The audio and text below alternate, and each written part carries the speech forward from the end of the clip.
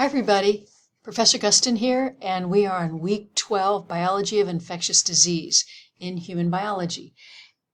In week 11, we did exam number 3, and I was just looking over the grades. The average of the exam was 76%, which I think is really good. What brings that down is I get a whole boatload of people that get Fs on exams. And I think most of the time when people are performing at that level, they pretty easily say, yeah, I didn't study at all. Or I studied very little, or I knew I wasn't ready. And so most people, it's really more, there's not much I could do for you other than just say, go study. But for those of you that do get in like the DF zone and you don't intend to, you can't think of any reason why, you need help. And that help might be talking to me, your instructor, on where are you going wrong? How do I figure it out?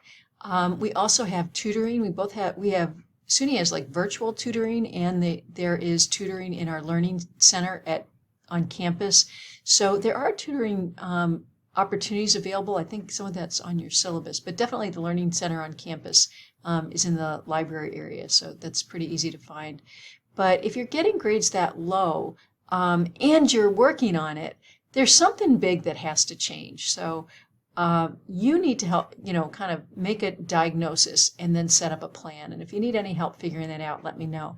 But honestly, overall, the exam was pretty good, and I was pretty happy with it as far as the grades that came out.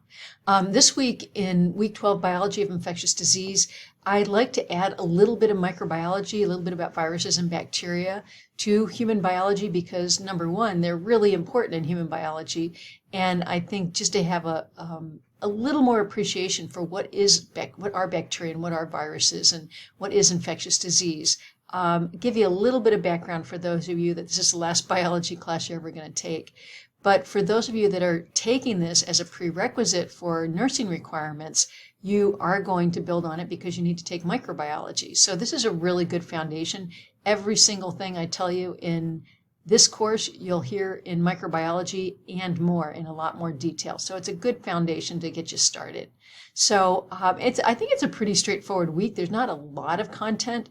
So we have the study guide for infectious disease. There's some videos. There's a lecture assignment. There's a lab on a little bit of microbiology with just 2 virtual labs and a lab quiz that's reflecting the content of the lab handout.